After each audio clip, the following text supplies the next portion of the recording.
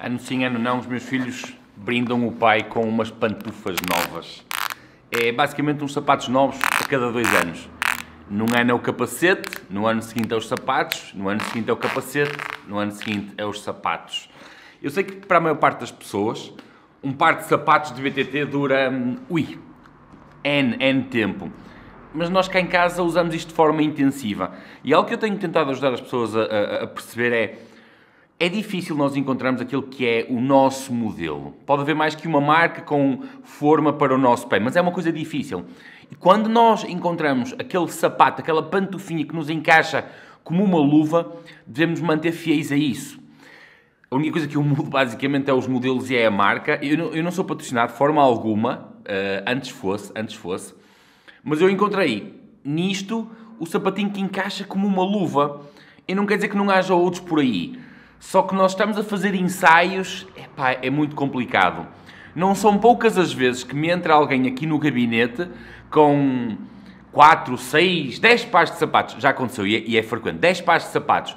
E aquilo que me dizem sempre é Pedro, eu tenho estes 10 pares de sapatos, mas é só aqueles que eu uso porque é só aqueles que eu me sinto confortável. E eu pergunto sempre, então porquê compraste todos os outros? Comprei estes porque gostei muito da estética, comprei estes porque não sei o quê, estes ofereceram-me. Mas é aquela marca X que lhes dá conforto. No meu caso, aquilo que eu encontrei até hoje e que me mantém fiel, porque compro 43, que é o meu número, mas isso de número são outras histórias, porque a maior parte de vocês compra sapatos para levar as ferramentas à frente ou a marmita. 43, forma normal, e posso calçar novinhos e sair para fazer quilómetros e quilómetros. Mas eu hoje quero falar-vos sobre vendedores de sonhos. Aquele pessoal que, por ignorância ou efetivamente por serem trapaceiros, vendem sonhos no que diz respeito ao treino desportivo.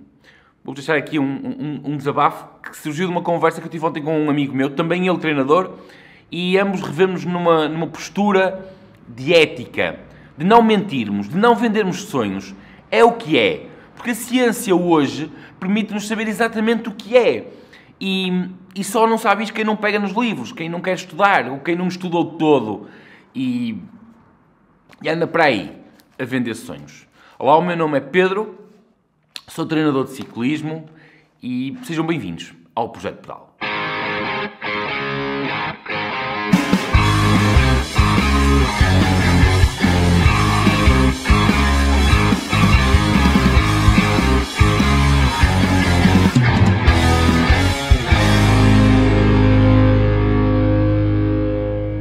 Há alguns anos atrás, eu acompanhava, eu diria até bastantes atletas de estrada, sobretudo nas categorias júniores, porque o acesso aos sub-23 era muito difícil, havia muito poucas equipas e havia muitos atletas júnior a sair das equipas de formação, coisa que não acontece hoje. E eu tive um atleta em particular, e foi o meu último atleta de estrada nesta condição, porque chegavam ali a júnior, percebiam que se tinham a ambição de subir a sub-23, tinham que se aplicar, tinham que treinar, tinham que desenvolver. E este em particular, de todos que eu treinei neste processo, era um dos poucos que tinha efetivamente, na meu ver, como treinador, a nível dos valores que ele apresentava, ele tinha capacidade para subir. Acontece que ele estava na equipa errada. A equipa onde ele estava, enquanto júnior, o diretor punha-o a fazer fugas, ele fazia fugas de 40 km, 60 km, ele era capaz de puxar o pelotão todo durante as mesmas distâncias, só que chegava ao final e não conseguia chegar na frente da corrida. Não depois de um esforço daquele, de uma fatura energética que é preciso para fazer aquele tipo de esforço, ele não chegava. E eu sempre lhe pedi, se tu queres subir a sub-23, não puxes, não faças isso. Resguarda-te, chega na frente, porque na hora de escolher, as pessoas vão aos rankings e é assim que vai ser selecionado.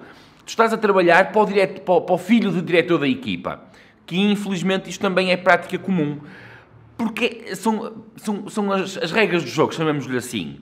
É correr para o filho do diretor da equipa, é correr para o filho do patrocinador e os outros, ou efetivamente és uma coisa excepcional e consegues sobressair sem qualquer margem para dúvidas, ou então vais ser queimado. Na minha opinião, aquilo que eu assisti durante aqueles 2 anos que eu treinei, ele foi claramente queimado em detrimento de benefícios de outros. E a maior prova de que foi queimado foi que quando chegou à altura de ser selecionado para a volta a Portugal de Júniores, o argumento que deram foi que a seleção foi feita por ordem alfabética. Exatamente. Isto é tão irreal, é tão ridículo, que desse lado és capaz de ter ficado colado à cadeira ou colado ao sofá ao ouvir isto. Foi exatamente a mesma reação que eu tive na altura e pensei, isto não é justo. Eu não consegui, eu como pessoa e pela ligação, eu como treinador e pela ligação emocional que tinha ao atleta e aos atletas com quem eu vou treinando, porque é completamente impossível. Se tu estiveres efetivamente a fazer um trabalho com essa pessoa e focado nos objetivos dele, é impossível tu não criares uma ligação emocional à pessoa e depois aos problemas que ele tem. E eu achei aquilo absolutamente ridículo. Todo o esforço, toda a ambição e o potencial que ele efetivamente tinha. E o argumento foi que ele não tinha sido selecionado para a volta a Portugal de Júniores por ordem alfabética, ficava fora por ordem alfabética. Eu, como treinador, nunca fui contactado para falar sobre os treinos dele, sobre as avaliações dele, porque bastava eles pegarem naquilo que para vocês hoje é extremamente comum de verem, que é os watts por quilo, e perceberem que se ele não fosse o melhor da equipa, era de certeza absoluta um dos melhores da equipa. No entanto, ele foi colocado de fora, obviamente, em favor de alguém que, por outras razões quaisquer, estava a colocar-se à frente. Infelizmente é frequente na formação, ou era frequente, neste momento eu estou completamente fora do ciclismo de estrada.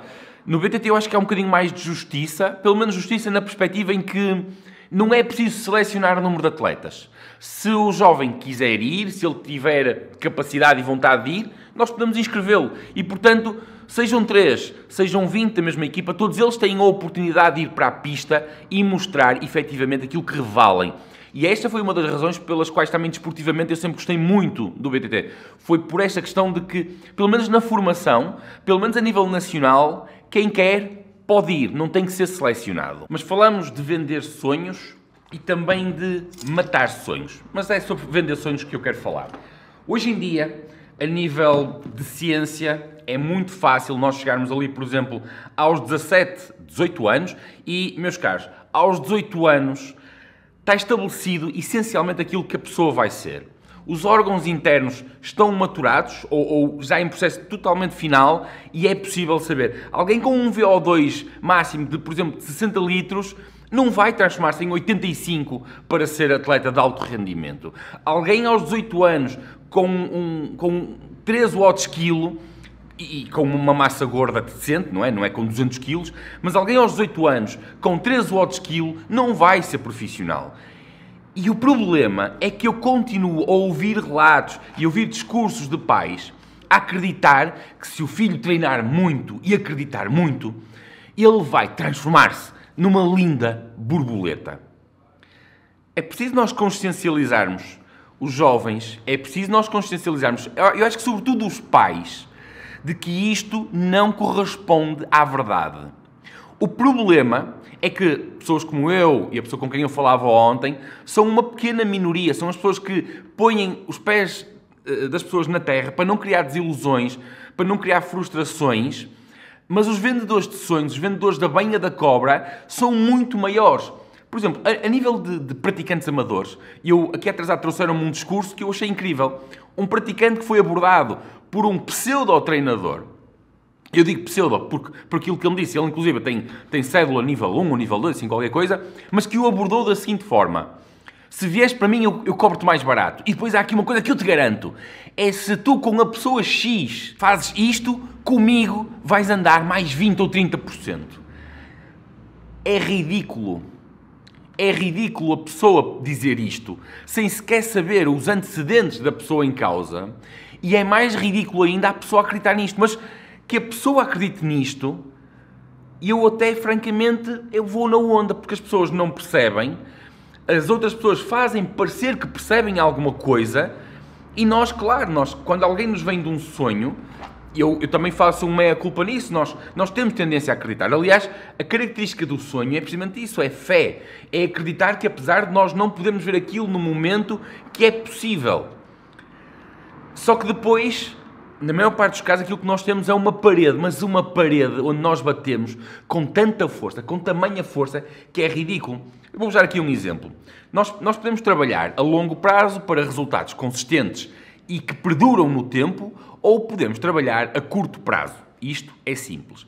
Se tu queres trabalhar a longo prazo para ter efetivamente excelentes resultados, aquilo que o teu corpo permite, tens de ter paciência. Tens de ter paciência porque não se constrói um atleta num ano, nem em 2 anos. A construção de um atleta, e quando digo construção é tirar de nós o melhor que o nosso corpo pode dar. Isto é um trabalho a 6 anos, a 10 anos. Ok? Embora a teoria de Ericsson das 10.000 horas está errada, mas aquilo que nós sabemos, aliás, nós sabemos que há pessoas que somos, todos nós podemos dar estímulo às pessoas que reagem pouco, às pessoas que reagem a alguma coisa, às pessoas que reagem muita coisa. Aquilo que nós sabemos é que existe sempre alguma reação ao estímulo. Ninguém fica imune ao estímulo. Há sempre alguma reação. Mas a percentagem de evolução é colossal de pessoa para pessoa. Mas se nós queremos perceber e tirar aquilo que é o máximo do nosso potencial genético, comeces tu à idade que começaste, tens que ter tempo. Mas alguém pode chegar e dar trabalho de intensidade, aquele vira, e tu vais sentir-te um super-herói. Porquê? Porque ele vai estar a criar picos, não é? O problema é que esses picos têm pouca duração no tempo. E o resultado que tu tiras dele é uma fadiga imensa. Fadiga física e depois fadiga psicológica. E também é muito fácil alguém vender essa teoria do se tu com ele andas X, comigo vais andar mais 20 ou 30%, porque também depende de quem tu vens. E se a pessoa de quem tu vens esteve a fazer um trabalho decente contigo e alguém vem e espeta-te intensidade, obviamente tu vais-te a sentir a andar mais. O grande problema é que depois a queda vai ser a pique. E o que é muito comum nós vemos quando acontece este processo é pessoas que saem de trabalhos consistentes, sólidos, com conhecimento, passam para estes pseudo-treinadores e têm resultados logo. Realmente eu estou a andar, que é uma coisa doida. Mas no ano seguinte, desaparecem. Desaparecem por completo. Porquê? Queimadinhos. Mas voltemos aos jovens, que eu acho que é bastante mais preocupante. Quando somos crianças, nós queremos estar no desporto apenas para participar. Por causa dos amigos, por causa do convívio. Não sou eu que o digo, são os imensos estudos que existem na área da psicologia, da pedopsicologia e da psicologia do desporto.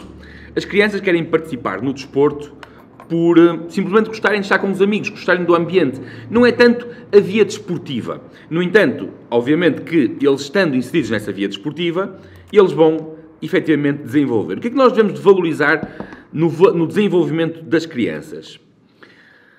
A parte social, o conhecimento das regras, a motricidade fina, coisas muito pequenas. Isto porque a parte da maturação dos órgãos deve ser deixada de alguma forma à vontade para que possa evoluir com, obviamente, aquele estímulo desportivo. Porque, obviamente, que um jovem que pratique desporto desde tenra idade e um jovem que não pratique desporto de todo vão ter capacidades físicas completamente diferentes. Físicas e cognitivas, que isto também é muito importante. Ou seja, mesmo na parte do desenvolvimento de soluções intelectuais, o jovem que praticou desporto vai aprender a ter soluções de forma mais eficiente, a resolver problemas.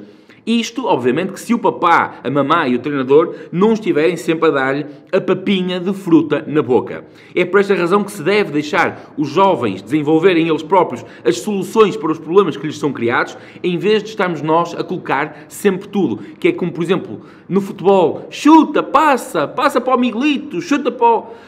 Ou seja, dar instruções. No ciclismo é comum do mete mais leve, mete mais pesado, passa agora, faz isto. Não. Durante as provas, devemos deixar o jovem aplicar aquilo que aprendeu durante os treinos e ele próprio resolver essas soluções. É muito importante depois pegar nesse resultado e ensinar também o jovem a lidar com a frustração que o próprio desporto traz. Aquilo que nós vamos aprender no desporto é muito importante porque depois vamos fazer o transfer para aquilo que é a vida adulta. E muitos de vocês que estão a ver desse lado são adultos e sabem que aquilo que acontece na nossa vida profissional, na nossa vida social, é muitas vezes difícil de engolir. Muito difícil de engolir. E o que é que nos traz vantagem? A capacidade de nós sabermos lidar com a frustração, a capacidade de nós sabermos lidar com os problemas e resolvê-los por nós próprios. Agora, no desporto, os vendedores de sonhos vendem a ideia de que tu só tens de treinar muito. Porque se tu treinares muito vais-te tornar num Peter Sagan, num Van der Poel, num Nino Schurter. Ora bem, eu lamento desiludir a maior parte das pessoas que possam estar desse lado. Aquelas que gostam da banha da cobra já desligaram o vídeo neste momento. Mas eu lamento desiludir, mas isso não acontece dessa forma. Da mesma forma que nós conseguimos identificar um jogador de basquete, nós conseguimos prever se alguém tem potencial para jogar na NBA ou não. Porquê? Porque nós conseguimos ver as características, em termos de altura, capacidade muscular e agilidade. Também no ciclismo é possível nós avaliarmos isso. Só que de uma forma diferente, porque nós temos que fazer testes de potência, temos que aferir a capacidade de VO2, a capacidade de potência no que diz respeito depois aos watts por quilo. Porque nós conhecemos, nós treinadores, conhecemos quais são os valores, por exemplo, para tu rolares a nível World Tour.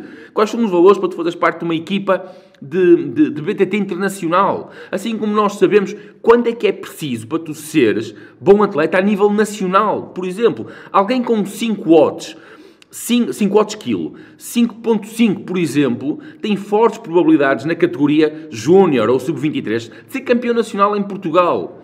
Mas são valores manifestamente insuficientes, por exemplo, para correr lá fora. Isto eu refiro-me aos masculinos. Isto são valores para masculinos. Há características aqui que são, obviamente, muito relacionadas com a parte genética. O tamanho do coração, o tamanho dos pulmões, a tua capacidade de aporte de oxigênio, a capacidade neuromuscular de levares o impulso elétrico às extremidades. Tudo isto, ao músculo é o que eu quero dizer, não é?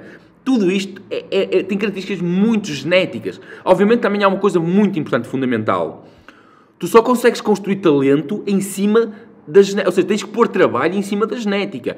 Porque a genética só por si não te vai fazer absolutamente nada. Está bem? Tu tens que pôr trabalho em cima da genética. E uma das coisas extraordinárias aqui é que se nós não aplicarmos trabalho em cima da genética, nós não vamos conseguir perceber ao certo a nossa verdadeira genética, aquilo que chamamos o máximo do potencial genético. E passa sempre pela mesma coisa. É preciso pôr trabalho em cima disto. É preciso saber as fases de desenvolvimento da criança.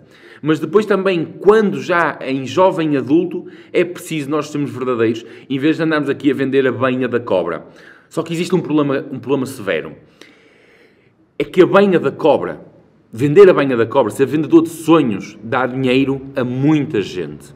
E quando o jovem entrar em burnout, quando o jovem ficar desiludido, ele vai sair, mas vêm outros, porque aquela ideia de vendedor da banha da cobra, de que aquele é que faz atletas, que aquele é que faz isto, passa e vende. E os pais gostam muito de ser iludidos nessa situação. Os pais gostam de alguém que lhes diga: eu vou fazer do teu filho atleta. E nós só conseguimos efetivamente saber isto em idades relativamente tardias, nos 16, nos 18 anos. É aqui que nós realmente conseguimos tirar o potencial. Porquê? Porque é aqui que o corpo, efetivamente, está com maturação para nós podermos, de alguma forma, com validação científica, predizer isto. Até lá deixem os jovens divertirem-se, trabalhem muito, façam com que eles se divirtam no desporto onde eles estão, que eles pratiquem muitos desportos de preferência, mas que o façam de uma forma saudável, onde promova a mobilidade, a estimulação do corpo, obviamente, mas sobretudo a interação e o estímulo cognitivo. Era isto. E isto já foi muita coisa.